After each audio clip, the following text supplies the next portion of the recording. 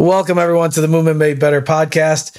Today, we have Coach Pat McCloskey on, and we are excited to have Coach Pat. So we'll turn it over to you to give the listeners a little introduction on yourself. That's very kind of you guys to have me in. I work out of Washington, D.C. I have a personal training business with a business partner of mine for 34 years. We have 5 locations, probably 25 trainers, and over the 34 years and the multiple locations, it's been a learning experience extraordinaire. I've had the privilege of being the guy in the company who was sent out early to go learn and try to bring back and disseminate information to the staff. One of the things that makes our operation a little different is from the get-go, we've team trained. So that means, Dennis, if you came in for a workout on Monday, I might train you. And on Wednesday, Neal train you. And on Friday, a third trainer might train you. But one of us would be in charge of your program. What that required of us was to really be on the same page. So, if I bring somebody in, hire a new trainer who's a kettlebell guru in his or her own right, that's great. But I can't really have him or her doing stuff that the rest of us can't implement as well. So on the one hand, it's a challenge to bring a new trainer up to speed. And then sometimes it's a challenge to bring the staff up to speed when I hire a rock star. So, and that happens on occasion. And, because of that, having that role and that license to travel and study, I've been really lucky. I mean, I got to study you guys. I've studied with the Gray Institute, with Institute of Motion, Scotty Hopkins and their group. There's so many wonderful educational opportunities out there. It's almost a challenge for an incoming trainer to be able to. We were talking in the warm up just to be able to discern and go, wow, who should I be looking at? And what makes sense. But of course, as we all see, the biggest challenge with most new trainers is they're going to implement, here's what worked for me and here's what I like, and it's going to work for you. But it, just doesn't work that way. Is the foundation of your training and all the trainers, is it mostly from the Gray Institute? So I'd say, yeah, because I was lucky to study them early, their approach of applied functional science, really just all things movement, I think it has really been a foundation. What I think is important, so many things, like with you guys, you teach the stick mobility and it has so many applications. We've had great results with it. But then if somebody doesn't follow you guys on Instagram, like Diamond Physique, they got no idea about the expertise you have in classic and even novel strength training, very inventive styles and approaches to try to stimulate the body to improve. To me, one of the beauties of the Gray Institute's influence has been to be open to all those things and be able to find, what are you going to use with this guy? What couple things are really going to work for this client? They may have no use in another program, or they may have to be modified dramatically, that sort of thing. So I'd say, that's probably a foundation. And from a programming standpoint, the Institute of Motion has been a big influence and pivotal coaching. Their approach to sort of combining methods, I think, has been a big influence as well. So, but then you get into specific equipment applications, like what you guys did, not to sound like a sycophant, but what you guys did for the public at the beginning, during COVID last spring, those daily workouts, I mean, they were unfathomable. I was telling my staff, you have to go through these. I'm buying you sticks. Go through these. You won't be able to grasp all the whys because that's not what the routines were. They were workouts. But I mean, it was, and I can tell you honestly, from a mental health standpoint, they kept me sane. It was really a huge gift. Huge gift. So thanks for that. Oh, you're welcome. Yeah, that was one of our big things, is understanding that people being in lockdown are going to kind of go berserk, right? So, we understand confinement and what it does mentally, right? So to give people that kind of empowerment, ability to, at least for a little bit, kind of forget about what's going on outside and just give them that a little bit of sanity. And really, it's a lot of people don't have a lot of equipment at their house, right? Because they were used to going to gyms. So, a stick is easy. Just grab a stick. We don't care what you have. Just grab it and let's just go through some movements to get you moving and feeling good, right? And what it shows is that, not to be fair, the stick mobility sticks are probably more diverse than, I'm trying to think, Viper's pretty diverse. But, there's just so many things you can take your tools and apply them and get benefit from. But the only way to really get a grasp on that is to live it. It's certainly, and for most trainers, especially, we're probably kinesthetic by nature, and at least we hope we are a little bit. Mm-hmm. And so to live it, and for me personally, it was so much fun to be the athlete again. I get one of the cool things about my job is that when we bring on a new trainer, I've got to be their client for a little while, Okay. And you can imagine, I mean, for 25-year-old trainer, fresh out of college, never worked with a client, to have their boss, even a gray-haired, reading glasses old guy like me, still they're like, they're sort of on pins and needles a little bit. Oh yeah. But as soon, and I bet it works this way with everybody, as soon as I got into the mode, as soon as I'm exercising, a little out of breath, I'm just totally disconnected from reviewing their performance. I'm the client. Like, how many more? That sort of thing.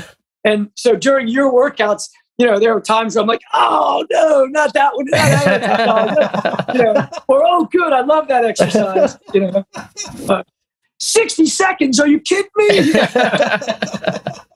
and you guys would be doing the exercise, most of the time alongside of us and just sort of smiling as you went. Well, it's kind of funny because, you can get your ass kicked with the stick. I mean, really, it's just understanding isometrics and applying it. And for us, isometrics was kind of a lost thing. Totally agree. It's not sexy. It doesn't sell. And I think, and that's unfortunate with the industry, is it's about sex appeal, what sells, what can we market, and isometrics just it's not that, No question. But before I ran into you guys, I think I took your first level course 3 summers ago. Mm-hmm. If we're in a summer now, it was a couple summers back down in Texas. And I certainly, when you just said it had been forgotten, I had professionally lost respect or an appreciation for the incredible value of isometrics. Now it's tough. Somebody's not going to pay to do 45 minutes of just isometrics for long. But being able to dose them in strategically, and not just in a warm-up, but they're really absolutely huge, whether you're doing reconditioning work or performance work, as a general rule. And I know, like, for the athletes that we're lucky enough to work with, even the amateur ones, you take any AAU basketball kid in high school, and they are so beat up because everything they're doing is hard cut, high volume, hard cutting. And then their parent comes in and says, you got to really teach them how to cut. They got to cut better. I was like, yeah, we can't do any hard cuts, man. They're practicing every day. We can't add more of that, So isometrics as one strategy provide, especially multi-directional and some creative supplement with tools like the stick, just have a huge role. And I'd forgotten about it for sure.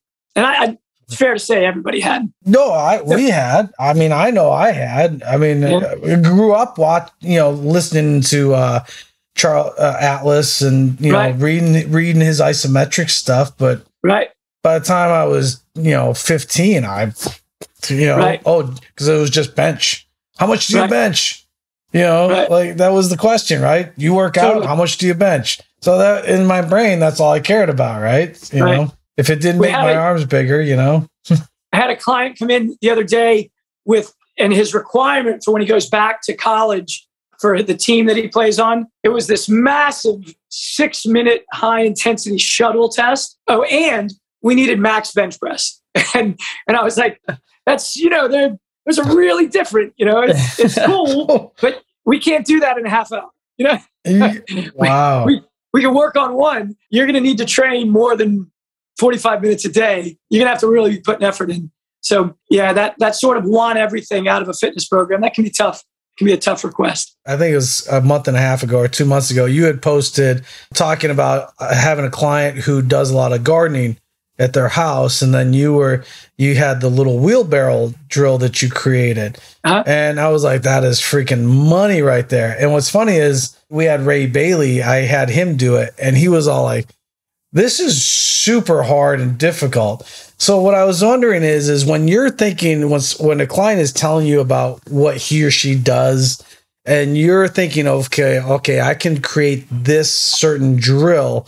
Are there certain qualities or principles that you're always establishing when you're creating a new or specific drill for a desired outcome? So not to sound too simple, But the first thing is I want to make sure I don't overdo it, and make it too, go too far. And, the common term, at the Institute is tweak it, to over tweak it. Mm-hmm. So like in that example, when I was trying to simulate, because to me, as a side note, I mean, if I could open a new gym tomorrow, I'd have a 20-degree turf hill, and, yes. and a wheelbarrow to have to walk up and then decelerate going down, because it's just total, just got so many things. But so for that client, that was the same client a couple weeks later who was having trouble taking a trash can, rolling a trash can, one arm behind him going up. So you want to try to simulate it, but it's hard to go impossible. And in my younger days,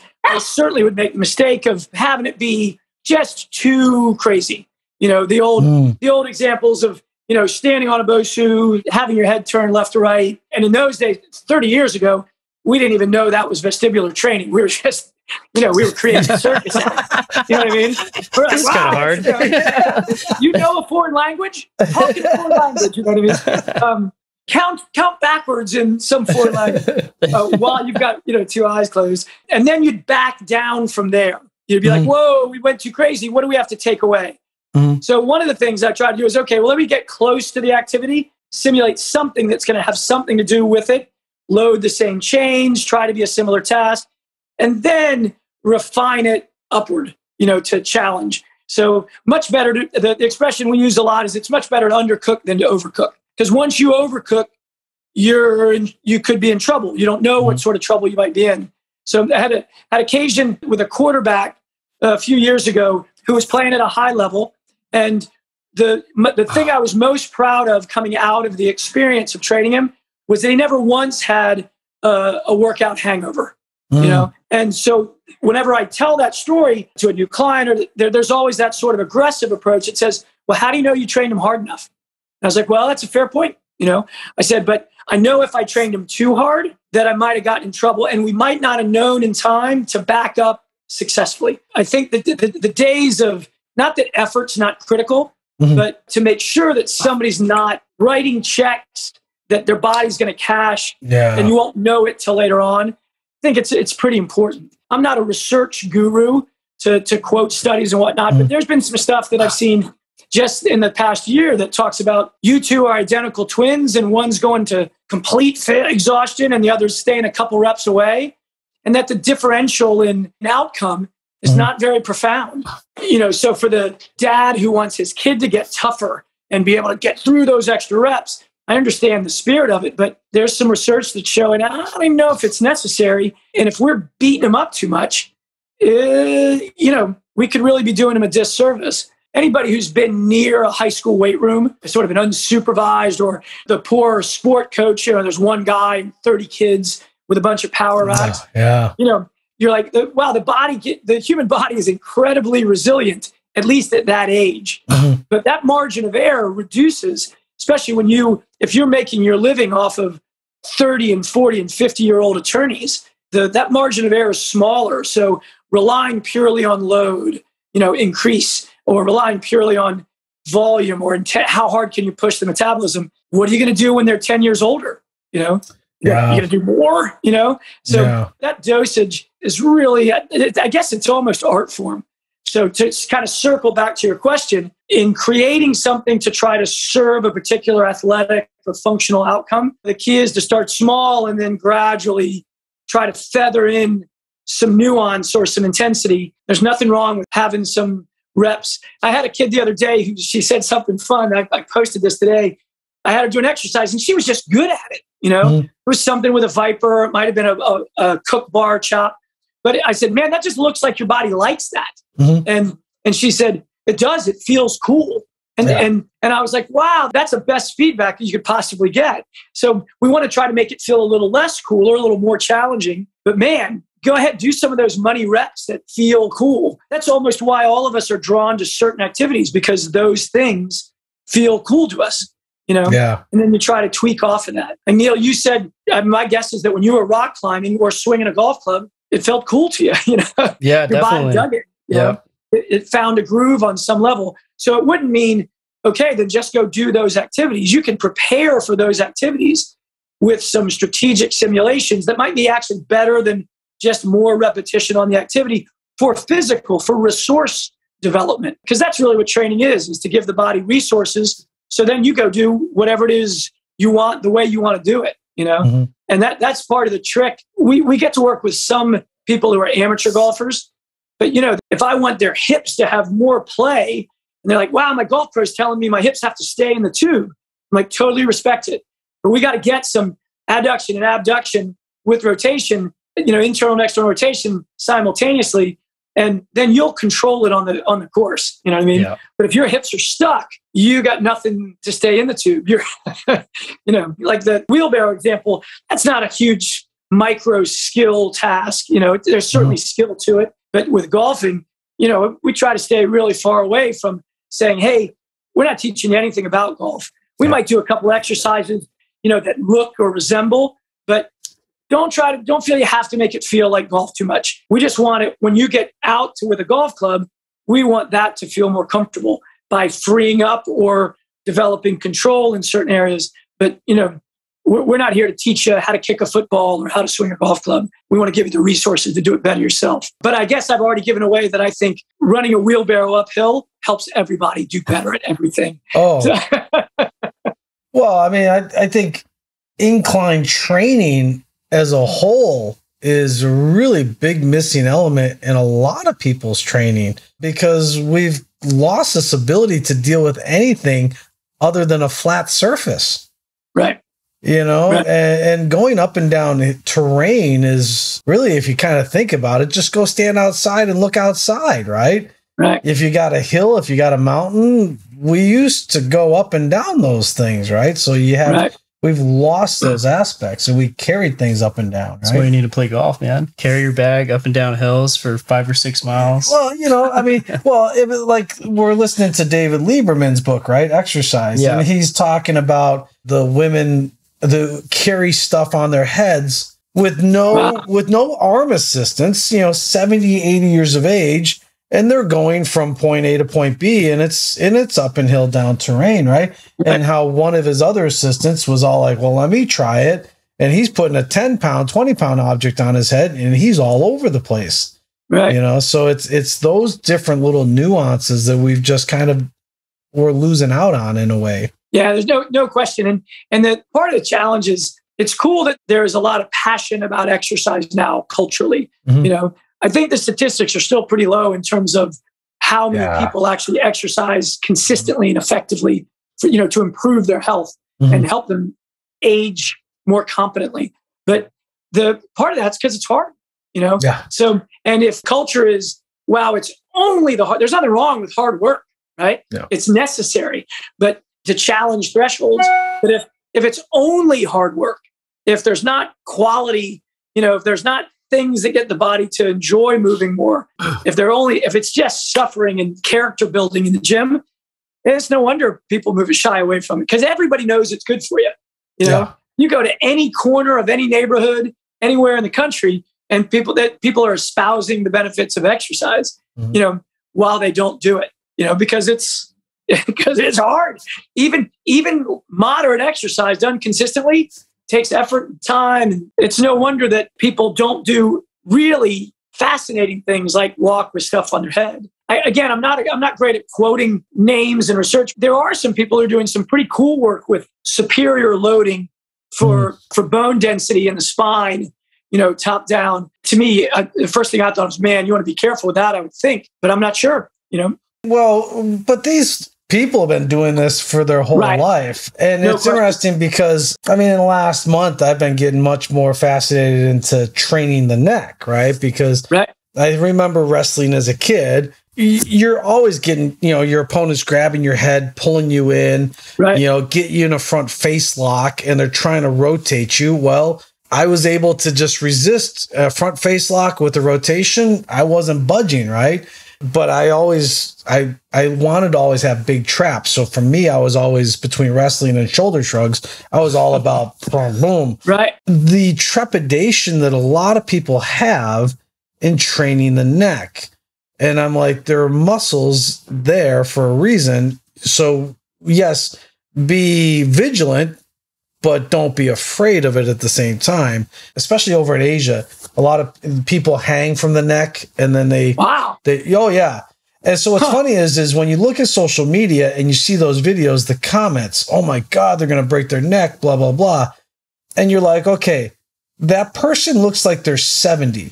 I'm pretty sure they didn't wake up yesterday and say, you know what I'd like to do today? I'd like to hang from my neck, right? That person's probably been doing it for at least a good 10, 20 years minimum. Sure. Right? So yeah, they've had a ton of adaptation. The body's been able to adapt to that stimulus. Right. Yeah. And I guess to go back to you're placing something on your head. I mean, that wasn't the theme of our, going into the conversation, but it's a cool idea with just the basic physics applied to the body. If there's an equal and opposite reaction and you compress me, I'm going to try, actively lengthen to the extent that it can. There's a logic to that. I'm going to go put a 25-pound plate, put the circle right on the top of my head when we're done talking. Nepal, the Nepali warriors. If you see, in order to be a Gurkha soldier, they actually take a basket and they fill it with rocks. And they have a band that goes around the forehead and attaches to the basket. And they have to run X amount of kilometers in under a certain time to qualify to be a Gurkha warrior. Really? Oh, yeah. Holy cow.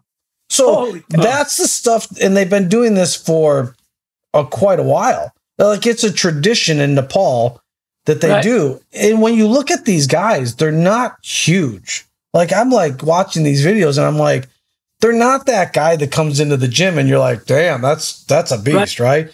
And so they're putting, I don't know what the weight is offhand of the rocks, but it's significant. Like, it's a good percentage of their body weight. And they're killing it. They're killing it. They're going up and down mountains and the path. And I forget how many kilometers it is. You can see the videos on YouTube and stuff. But I'll have to check it out. I'll tell you, the first time I saw that a few years ago, I was absolutely blown away, because especially at the altitude that they live at too. I mean, it's crazy. I'm sure they start with like just a couple rocks and then build it up over time. I like what you guys say in your CAFS course about stimulate and not annihilate. Yeah. I mean, I think that's perfect. Yeah. Yeah. I'm pretty sure I didn't come up with that one. That was probably Lenny or Gary or Doug, without question. Lenny Parasino he used to say a lot, you want muscles to sing, not scream. But, and then when you need them to scream, they're there, but they don't have to scream constantly in the preparation. Yeah, we love saying, training should be adaptable, not survivable. That's a great expression. Right? And then that's brilliant. But when you do need to survive, you have the ability to do it if necessary, right? Right. So that's the fine line there. And, with most of the people who are coming in looking for services from professional, instructors, there is the balance. You push somebody hard too early, and they might have all the willpower in the world, but there is something subconscious going on and saying, I got something else I got to do. And that gets back to why so many people don't exercise. But, it's interesting because I presume it was nationwide, maybe worldwide, during COVID this time last year, conversation on the news and whatnot about how many people were out walking, because that was all we could do. Yeah. And most of the time, people are probably presenting that walking at an adaptable volume as opposed to a survivable. There were probably some who overdid it. So hopefully there was a positive scenario, and at least there was the capacity to be compliant and come back and do it again, whether it was the next day or the day after, that sort of thing. But like Neal, the golf is an example. To prepare for 4 hours of golf, especially if you're walking, carrying your bag, it's just so much different than going to the range and hitting 3 buckets of balls, with any sort of rhythm. And, it's hard. One serves the other. Golfing for 4 hours, if you're a good golfer, you can do the math on the strokes and the practice strokes. But the one guy out of Canada, Dustin Lang, I think he did a calculation where the average pro golfer is only golfing for 4% of the time he's on the course. Some really minute number relative to, and we did a similar thing with the quarterback, and his action was really compressed into 10 minutes over the course of the whole afternoon. You know what I mean? In terms of his time under task, something like that. So how do you prepare for that 4 hours? Or how do you prepare somebody to handle the driving range so they can get enough reps to get the skill to make them happy out on the, those are challenging questions for a trainer when you've got 30 or 45 minutes with somebody. Yeah, when people start playing golf, they go out and play 9 holes on like a little executive course. And then the moment they go to an 18-hole course, they're like, oh man, I'm so tired. This is brutal. And it's such a unique fatigue. I guess the Gurkha warrior would say, it's nothing. But there's no escaping that by the last hour of 18 holes of golf, especially if you've walked it, it's a really interesting fatigue. It's hard to prepare for other than to do it. There are some people who've had some success in that regard. Their programming has to do with chores of activities of daily living, chores. And they'll say, okay, you're going to look at a 4-hour stretch on a Saturday, and you've got to have tasks that you're doing. It obviously doesn't map out exactly right, but they get people to view the programming that way. I admire finding a way to get people to do their homework is hard enough. But to say, wow, now you're going to view it in a couple hour span. But I've known some people who've had success with it. I haven't yet, but it's an admirable sort of ambition. So like every 30 minutes, grab your broom and explosively swing it. Yeah, there you go. kind of thing. Yeah. Take the big leaf rake and get some wind resistance. Yep. Yeah. That's a fun thing. Well, it's because it's like manual labor. Our great grandparents did way more of it than most people today do. Yeah. And so physical preparedness, they were a lot more physically prepared than the general population today. Yeah. Especially, the old joke, I don't respect a man who doesn't clean his own bathroom. And, you go clean 4 bathrooms, you scrub 4 bathrooms hard on a Sunday if it's the only way that your wife is going to love you. Not that that's the case with me. I'm not saying that's the case with me. But if you're really giving it a good go and you're getting down on your knees, it's work. It's work. So because I'll be at the gym and I'll be vacuuming and then mopping and moving the equipment around and all this to get into the corners. Yeah, by the time I'm done, like I've worked up a good sweat. Like I feel warm. Like I'm like I put in a good amount of work. Right. And that's the key. It doesn't have the same sort of buzz, perhaps, that when you come off of a higher heart rate or, a good swole, as the kids say now. I think most of the perspectives are pretty uniform, that killing it in the gym is not necessarily what's going to keep us living longer, but though that activity, not that somebody, I hope when I'm 85, I'm able to, if I get there, I'm able to clean my own bathroom, but it's more moderate level. A lot of moderate level activity. It's probably more in the interest of longevity. But of course, cleaning the gym, isn't going to change your physique. And if that's part of your from exercise, but respecting that it's got an inherent value to your health, I think is certainly lost. Because if more people appreciated how good it was for you, more people would probably be doing it. At least I'd hope so. Because that's a productive, lower level of activity. It's not quite as brutal as getting into the gym, that sort of thing. You're doing it at home, So, but that's a different programming approach, and it really requires some good salesmanship, to get people to buy in. So, I know one of the things we've been watching some of the education. We got a couple of the programs through Gray Institute, and Neal and I really like the way you guys are teaching in the videos, as far as much more from a conversational standpoint than a lot of the other platforms that are just more talking at you. Yeah, so that's kind of you to say. Gary and Doug and Lenny, certainly that was their ambition with even some of the other courses that the Institute's put out that I'm not a part of, but they follow that same spirit. I think that stems from the way that Gary and Dave Tiberio just have always taught, like that's the way you guys teach in your own right. It's not a didactic, here's what I think, this is the way it's got to be. It's, you got to present material. You got to say, hey, try this. But giving people enough space intellectually to absorb it, and not be overwhelmed. We felt it had value. My role in that equation was more atmosphere. Because what I found, in all truth, because what I found was when I'd study gurus, right? Inevitably you'd have questions, and there'd be questions. Wow, you'd ask a question, and sometimes you get a straight answer. sometimes you get something that's even more confusing, So my role in that, my contribution was, hey, we don't want anybody getting to the end of the course and being more confused than unintentionally more confused than we started. Doesn't mean we can answer every question, but if you let me sort of play the role of, well, what about this? What do you mean by that?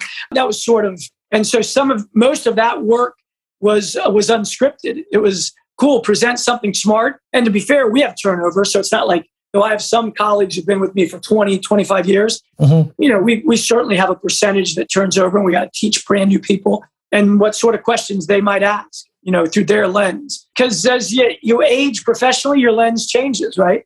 I can see some brilliance in that I could not have seen 10 years ago. At least sort of recognizing maybe what we don't know, trying to fill in those blind spots. Yeah, it's giving people that ability for critical thinking, right? And to be able to say, okay, if A, does A plus B, add up to C, and if it doesn't, then how do we get to that solution, right? Right. And is there more than one way to get there? And that's the thing that's so hard to try to go back to the original question of designing something to help somebody move better, sort of coming up with an exercise, if you will, or selecting combinations of actions and whatnot. The recognition of, am I doing something with this intent? I want somebody to walk better when they come out of this exercise. So take a walk. Do you feel better?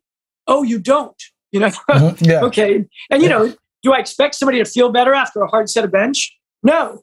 But if I do the hard set of bench, I'm going to stimulate their testosterone. I'm going to, there's benefits. So your post-exercise sort of barometer or measure has to really be legit. It can't just be go walk better. Go walk. But walking's a pretty good one for some, For most new professionals, they're not really interested in seeing that. All they're looking for is a sort of objective performance outcomes. And that gets to be hard because we're really fortunate. I train a guy today that's been coming for 31 years. Wow. 3 days a week. He's not the picture. He's not men's fitness, because he won't adjust his nutrition and, deals with life stresses. But he's significantly healthier than if it had not been exercising 3 days a week, 47 weeks a year, on a generally consistent basis, and doing hopefully thoughtful stuff. More thoughtful now than it was when we started with him. You know what I mean? To be quite honest, if his only barometer of success is, am I doing as many push-ups in 30 seconds as I did 10 years ago? He's gonna be really disappointed. Because the difference between 65 and 55 is pretty profound for most people. You know what I mean? He could be doing the absolute best things in the world and be on the best supplements available. And he's still going to have a natural deterioration as a result of age if he's not a genetic freak, So purely objective responses, that's hard. Most people, in my experience, end up evaluating their exercise program on, am I willing to do more of it? To do it again next week? And does it provide a positive shift in my life? Not just physically, but mentally. A spouse could argue that they don't want their partner to spend so much time on the golf course. You're not even burning calories. But when you come off a good round of golf, in addition to that fatigue that we talked about, it's a pretty nice way to spend 4 hours. You know what I mean? Yeah. Your spirits are better off, especially if you really dig playing. If going and playing pickup basketball one night a week allows you to escape, And so for some people, they can't continue to do sport. The gym has to be that escape. And in the old days, I used to tell trainers, it's got to be an escape. It's got to be exertional enough, not so much to overcook, but it's got to be exertional enough to distract them from whatever's going on in their world, that they have to be able to be in the moment. And certainly, Neal, when we were talking earlier about you climbing, you got to be in the moment there. You can't be thinking about what time, when's your first client tomorrow morning? You know what I mean? Especially maybe on a warm-up climb or something, Yeah. He's thinking spaghetti or raviolis tonight. Exactly. So that's another thing that I think is tough for. Well, it's one of the reasons why, to be fair, in person, and this is an editorial, but why personal training is an industry that and I'm interested in your guys' opinion. if you've got two choices, somebody who's brilliant and well-studied with no personality, no capacity to connect and motivate, or vice versa, no expertise, but huge, really people just love being with that person. Unfortunately, that personality probably wins the day in terms of more business, right? Yeah. What we want is a balance. Yeah. You want somebody with the charisma of a really good coach, but with the mindset and thoughtfulness of, if you will, a therapist. I think we hope for the charismatic person who connects, can empower, because that person hopefully can continue to learn, right, and be a student. I think it's harder for the other person to, no question, to do the other, right? Right. And there are some cool groups. I mean, I think, Pivotal, and there's some other organizations where they the speaking organization that we talked about before we started, who can improve that asset of connectability and that sort of thing.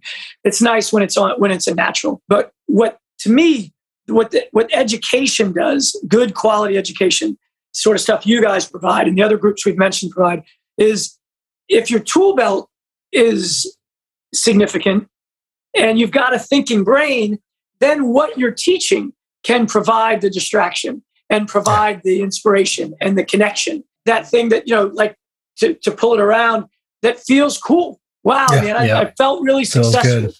Can you come out of can a client come out of a session feeling like they're not BS, but feel like they were successful? They did something that was good for them. They were pretty good at it. They didn't get over tweaked to the point of where, I know Pat was trying to get me to get better at working that wheelbarrow, but I dropped the sled 3 times. I don't feel like I did it well at all because I over tweaked them potentially. That's probably the art form. And hopefully experienced professionals are better at it than, because of the educational efforts we put in to try to learn and try to keep an open mind, so that when we're faced with a client we've got a dilemma, here's what they got to do better, the tasks they want to get better at or need to get better at, maybe they're not good at certain things that might be the easiest way to teach. Can we find a way to simplify, get them better at stage 1? Some people nowadays refer to as chunking an activity. So can we chunk it down, break it down, and then eventually put the pieces back together? And it's not always easy to do. Not always easy to do. Well, like the client that you've trained for 31 years, I mean, you need to be able to keep things, have novel things, but, use all those principles and apply them to different tools. And because after 31 years of training, you can't do the same thing over and over and over. And then their body changes, their goals change, activities change. Oh, yeah. And there's a mental fatigue, right? There are certain things in my own personal exercise program, not that I'm by no means any sort of elite fitness professional from a conditioning standpoint. But, I'm happy to do some weighted chin-ups every week, a couple times, 2 days a week, because I dig it, But if I do it 4 or 5 days a week, it's probably not good for me, And I need other flavors in my program. Now I'm just talking about for enthusiasm, and that's certainly part of what a great trainer's got to be able to do, is be able to spice it up and still keep it really valuable for the person, not just for the interest of spice. Because certainly the internet has provided that for us. You can see so many, for lack of a better term, cool, funky, high intensity things. But I say humbly, first you got to be able to demo it. So my rule is, if I can't demo it, I probably can't have you do it. That's a good rule to live by, though. Yeah.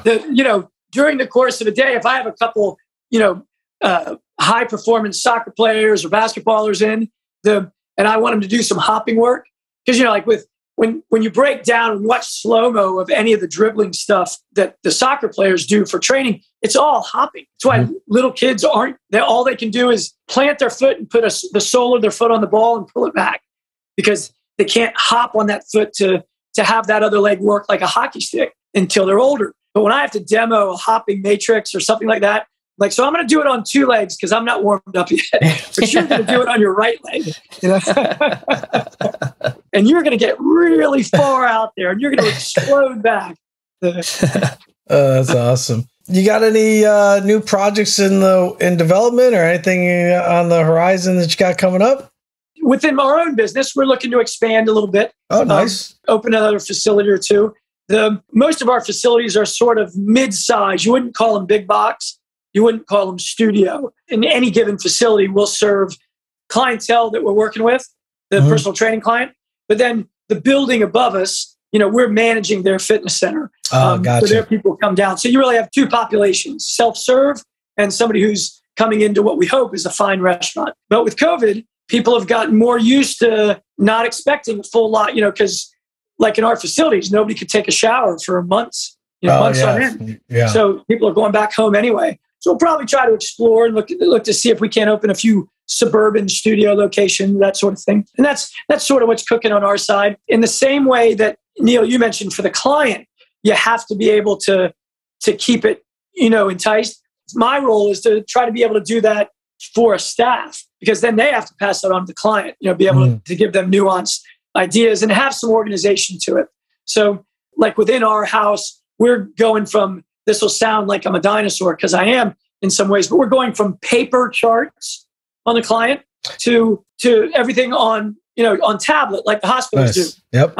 And there's probably a lot of viewers or listeners out there who are going, "Are you kidding me? You're just getting around to that." But to really design a cool program that we could do an exercise prescription on and be able to nuance, that took us some time. I couldn't find a cookie cutter off the shelf sort of thing, even though everybody told me I could. There's so much out there. We're in the midst of that project, trying to be able to have everything on tablet and audio and be able to give feedback on your notes on a session, especially because we team train. So we'll see how that goes. We're looking forward. I hope I haven't bitten off more than I can chew there. But if I can find a way to make note taking and communications, development of the programming, not artificial intelligence, but make it more efficient and effective, then it just frees up the trainer to be able to put forth their personality and really be thinking about problem solving on the floor with a client, who you've got this brilliant exercise prescription. I mean, just think about the concept of periodization. Periodization with the real life people, it's nice with college athletes, but even some of the pros I dealt with, I thought, okay, finally I can apply some of this great periodization stuff that I studied. And the athlete comes up to me and we've spent 3 weeks building up to a certain point in there, where we're really going to do some high intensity stuff. And guy says, "Hey, I got to go visit my mom this weekend." I was like, "What?" Friday, Saturday session, man. These are like the pinnacle of what we've been building to. And he's like, "I'm sorry, man. I really miss my mom." And I'm like, and in real life, most people, train less at the holidays. They get sick once or twice a year. If they're lucky, only once or twice. They've got a work problem that keeps them out of the gym. Life periodizes them, So you got to roll with it on a daily basis is what we found. But I want to have, and I want my trainers to have maximal bandwidth so that when one of you walks in the gym, they're able to really be very comfortable looking at the situation and trying to see if A and B add up to C. And if they don't, how do we change it? And not worried about, does the pen have enough ink and that sort of thing. Throughout history, in medicine and in the legal practices, they hire people to do dictation for them. You know what I mean? No, but every professional's got to be keeping some relatively copious notes from session to session in order to really serve their customer, ideally, whether you're an individual trainer or in a team setting like ours. So we're trying to solve that puzzle. It'll take a little more work, but we think we're close. It'll be something that works in-house. We're not developing a product that, Gotcha. That's not an ambition by any means. But if it makes my house work smoother and my customers can get better, really what I think is often lost is that exercise experience as good as it can be. Is it tailored to the person, to the day they're having, within the week they're having? Can you deliver what they need then? And it may be what you planned, and it may not be, But what I think too often happens in the industry, everybody faces that, but they're like, "Cool, you need something other than what's on my paper? Let me throw it out. Let's go crazy." That's an extreme that has some risks, you know what I mean? Or to take somebody who who does need some resistance. They need some load. But really what you could get them there if you just be a little strategic in your warm-up and not be in such a rush to get there. You give them 15 or 20 minutes to get into being at the gym, then they're there for you. Then they can rally and bring some juice to the mix. But just because they walk in the door, if you throw it out right away because they say they're exhausted, you may have lost an opportunity to serve them optimally. So that was a long babble on. We're just trying to improve the product. Well, it's good to see that you're growing, especially coming out of what we've been through the last year plus. So that's fantastic. It'll be reasonable growth for a business that's been going for 34 years. And, you look for what you can get, not to sound overly humble, but, growth comes in stages. And what no business wants is a short-term growth that has a whiplash effect on the other side. You're not ready for it. You can't handle it. It overtaxes the resources you have, that sort of thing. And to get a new trainer to where they can really navigate the, because in DC and like all over the country, most people who are going to personal trainers are probably pretty savvy on some level. They may not be savvy about exercise, but they probably think they are. And that's as I'm sure you guys have dealt with, that's a tougher customer to handle, right? Yeah. And that's a tougher, you almost want, what you want is somebody who's like, no, you're the expert, but that's not always who we get. It's like when you tell that person, you're like, when I take my car to my mechanic, I don't tell my mechanic how to fix my car because I would have just done that myself. Totally. But exercise for so many, and fitness and health for so many people, it's a hobby. It's an avocation. And so if they have any ego at all, they have a confidence in what they've learned, you know what I mean, and their experience. And so they have to present. You gotta let them present that for a little bit. I think one of the biggest mistakes I used to make and still fall into it sometimes is, no, let me tell you what I know. No, I know you think you're smart, but let me just blow you away with a couple of cool ideas, some neuromuscular fascial diversity and why that's so important. I probably lost more customers than I quickly realized I shouldn't be the one doing the sales with the new customers. I needed to come in about 3 weeks later because I just had too big an ego. I had to be the one that knew the most. It took me a while to get around that. I'm embarrassed to say. Well, I think the vast majority of us fall into that trap big time. So that's it's a little bit of human nature, I think, too. Probably. Yeah, probably. I think there's a lot of that. And it happens as a presenter too, right? You're in front of a crowd. You're not sure, crowd of professionals. You're not sure who's in the audience. One of the first times I ever presented, I was at a physical therapy clinic. And so there is some obvious or some understandable sort of hesitance that a group of physical therapists are going to bring in a personal trainer. I was doing the sort of classic warm up. Let's go around and introduce ourselves, so that I could get my legs under me. And the course had to do with the foot and ankle.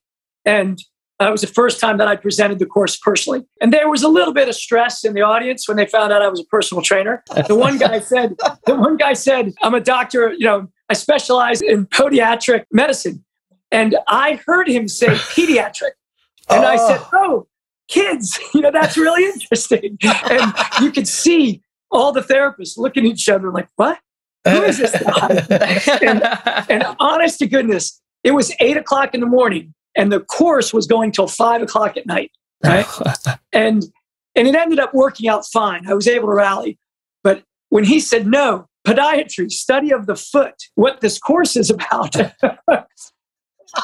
it was just this multitude of stresses. And it was like a movie. The clock on the back of the wall said 8:02. And I could see it like, whoa. It was the longest, that hour was the longest hour of my life. Once I got them up and exercising, it was right. No problem. Well, the first time we ever had our first public course and Dr. John Meyer registered for the course. Wow. And so when it came through on the email, I saw doctor and I went, okay, well, let's Google this guy. And when I Googled him, I'm like, you know who this guy is? I was and so we're going down the list and we're like, okay. So Yeah, we're up there teaching. We're teaching, and we're basically watching him to see his facial reactions on what we're teaching. I'm like, oh man, he thinks we're morons. And so at the end of day one, he was like, during all of day one, he was pretty much stone-faced. Right. And so we get done with day one, and so we're like, how, you know, and he's like, well, I'm going to have dinner with some associates up at Stanford. And so I said, okay. And so he leaves, and we're like, oh, he hates us. He thinks we're like looking at each other going, oh, he thinks we're complete knobs. Like, I'm like, and fortunately, after the end of day two, he's all like, I really appreciate what you guys are teaching. It's fantastic. He's like, I'm going to keep you guys busy. And we were like, whoa. So we were super intimidated, but thankfully it worked out. Yeah, but we know exactly what that feels like. Don't be overly humble. I mean, I think they're at his institute, I think they're big fans of what you teach and how you teach it. Yeah, we still keep in touch with him pretty frequently. So we bounce ideas off. I even ping him sometimes for my own health. You know, like I had a thing on my hand, so I was like, hey, who would you use? And so he's all like, ping me back. Oh, I would go to Dr. So-and-so. So I was like, all right, well, that's who I'm going to go see. I'm like, I trust his opinions. So I'm like, if he would use this guy, I'm going to go see the same person. So yeah. For sure. Yeah, I remember in the early days when I was doing shows for the Gray Institute, we didn't really have it down in terms of be like, okay, well, you know, you go out and promote it. And, you know, I'd be going into PT clinics and gyms, and they're like, who? You know, that sort of grassroots promotion was like, it was impossible, you know, when they first came out with the 3D maps assessment, you know, I thought it was super cool. I believed in it, but nobody heard of it, you know what I mean? Because it was brand new. You know, it was a tough sell. Well, I think what's interesting is over the years, I've been very surprised at when I bring up people that I think are big names that we all know, right? Right. And yet you get all these blank stares and you're like, oh my God, like, so as big as we think we are, we still got a lot of work to do to get noticed and to get into the mainstream fitness culture, so to speak. Right. Yeah. And especially because for better or worse, the industry still, there's so much turnover. There's so many new trainers on a constant basis. You know, I can remember years ago when NASM would go to Vegas, and that was fun. You know, it was different. They did it for a couple of years, and Greg Cook was there. And I can remember him saying, this will be the last time I teach this course, because I'm moving on to new material. And then I saw him a couple of years later. I said, hey, what are you doing? He goes, I was wrong, man.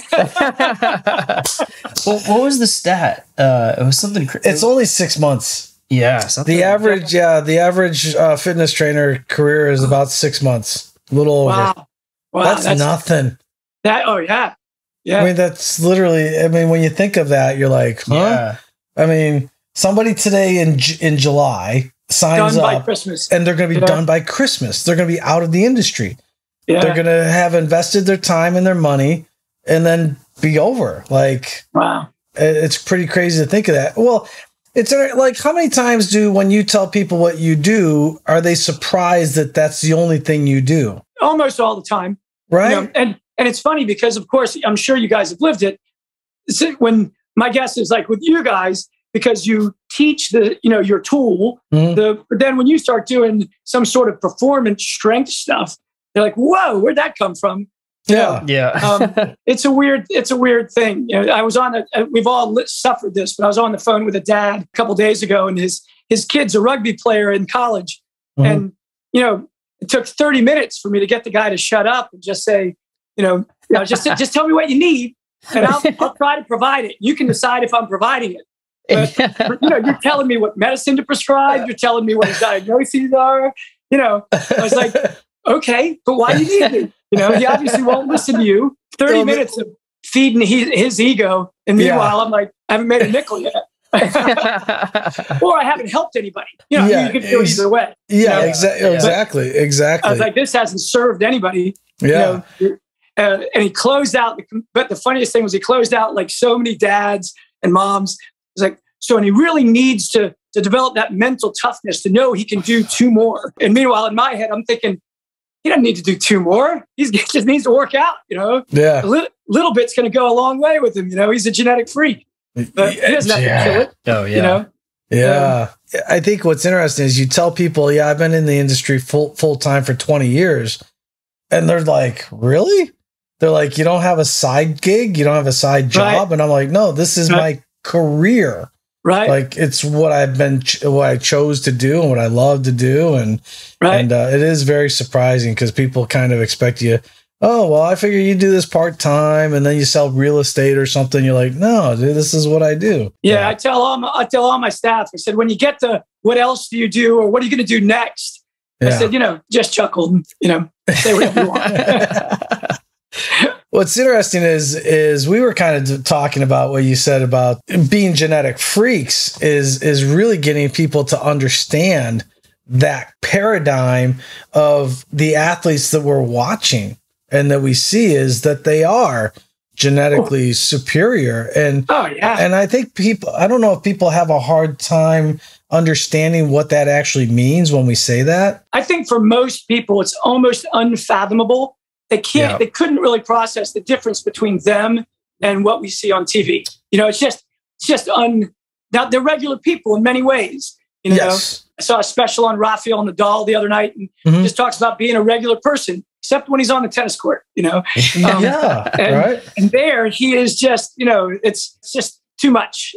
So I had a friend one time, I was telling him about a pro that I was training, a basketball player. And this was when I really didn't know what I was doing. And he watched the guy on an agility ladder and he goes, I think I could hang with him. And I was like, you have no idea. He was a little clumsy on an agility ladder that didn't fit his size 13 shoe, I said, he could spot you 20 and beat you to, 20. It was just unbelievable. And he was a trainer. He was not, it was tough. Yeah, you have to see a pro athlete live to really appreciate it. I remember Dennis and I, when we went to go see the Bengals, and this wide receiver, third string, coming off an ACL, he's getting back into training. He's doing some running drills, and he just planted his foot in the ground, and you hear the thump, and you're like, that's different. Yeah. That's different. It is. Yeah, I had the same experience first time I was, and this guy was like your third stringer. He was a hotel professional boxer. It wasn't like he was right. And I was in a gym where he was hitting a heavy bag. It hurt me from across the gym. Yeah. I was like, he would kill me. He would kill me dead with one punch. Yeah.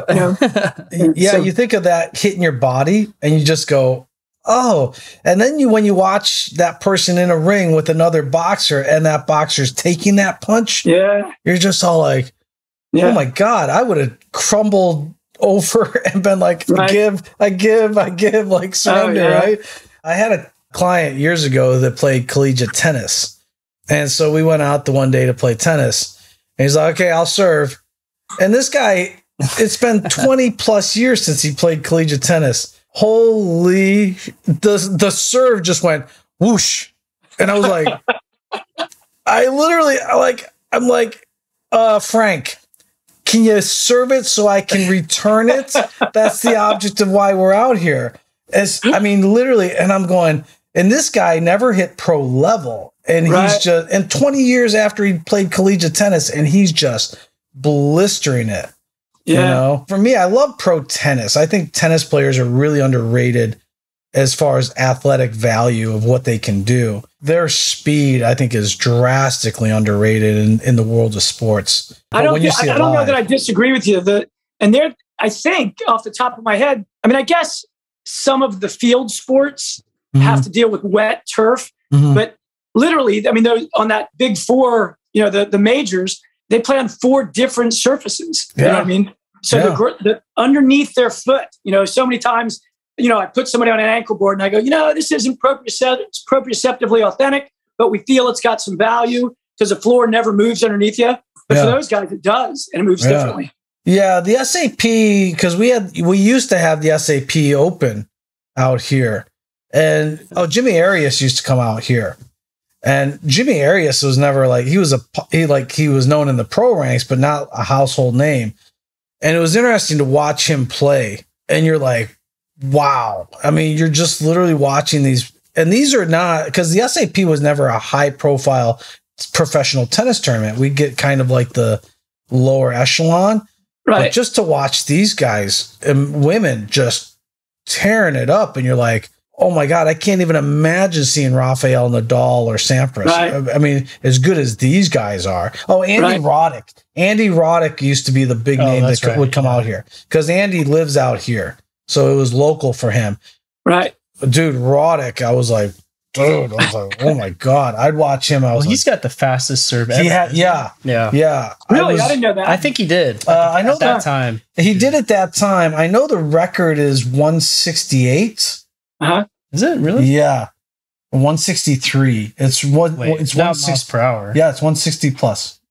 That's the current record. Because Andy was that's like golf ball speed. Yeah, because Andy Roddick was close to hitting 150 before he retired. Dang. I went down years ago after Verstegen had left IMG, or right when he was leaving.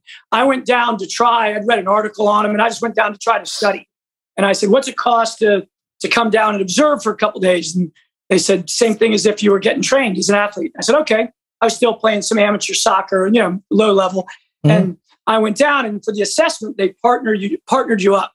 So they partnered me up with a professional hockey goalie, and who was doing a reassessment. He was checking back in. Mike Richter, I think was his name. Rangers. Wonderful guy, and predictably, literally the whole morning was a battery of tests from static measures to other Trendelenburg, and he's putting his leg over his head and takes his shirt off, and he looks like a comic book, and so he's killing me in everything. Right. We get to the last thing, and it was some version of the beep or the yo-yo test. And by then he was famous. So there are trainers who weren't doing anything or in watching. And so I yell, we're at two cones, on opposites, running opposite. And I yell across sort of obnoxiously, "Hey, Richter, if I don't beat you in something, my wife's not going to bear my children. There's no way I'm letting the goalie take me, shut me out." So they start the beats. And we go and we're grunting and we're screaming. Finally, he dropped. I go one more cone and I drop, and the trainers are going crazy, because and I look over and he gives me a wink, and I was like,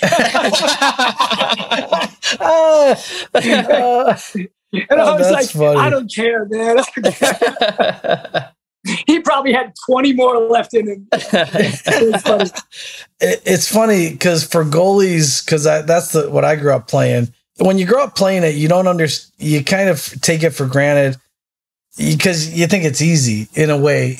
But when you don't play it for a while and then you get back in net, then you're like, damn, this is a hard position to play. Because you're just envisioning you're only playing in this little box, essentially, right? You don't really move outside of it. But then you're like, so growing up, I was like, I just took it for granted. This is what I do. I'm a goaltender. So I get up and down, I cut back and forth, whatever. And then it was probably a good 15 years. And then I went back out on the ice and somebody needed a goalie sub. And I said, "Hey, I played goalie." Oh my God. By the end of the first period, I'm like, just kill me. Just kill me. Like I was dying. I forgot how, because I just didn't know how hard it was as far as energy wise and stamina. But I was done after the first period. I was like, oh my God. I'm like, I'm just going to lay down because I'm pretty much going to be just as useful there as if I actually try to play this position. So yeah, it was pretty interesting. To me, I think quarterback and goaltender in hockey are probably the two most important positions in sports. Yeah, it's hard to argue that. Yeah. Neal, what did you come to the industry from an athletic background? Yeah, I played golf in college. I've seen you move. You move great.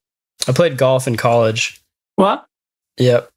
But just did, a lot of rock climbing, did some martial arts growing up, and I played a bunch of different sports, played baseball, played a little bit of hockey. Wow, the rock climbing and golf. Yeah. That's pretty two extremes. Yeah, two different spectrums. It's they're both kind of that that self-mastery type of thing that Yeah. So you can only blame yourself. Okay.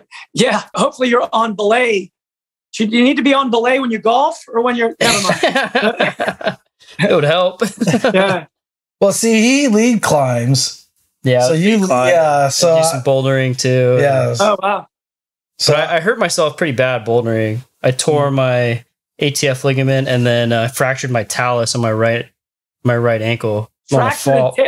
I don't think I've ever heard of a fractured talus before. Yeah. That's impressive. Pretty impressive, yeah. Dr. John Myers, like, man, that must have been a pretty good fall. No way. You went to John? That's cool. Well, no, I didn't go to him, but I was messaging him, trying to, ask him some questions about, hey, do you think, what do you think about this? Like, have you seen this before?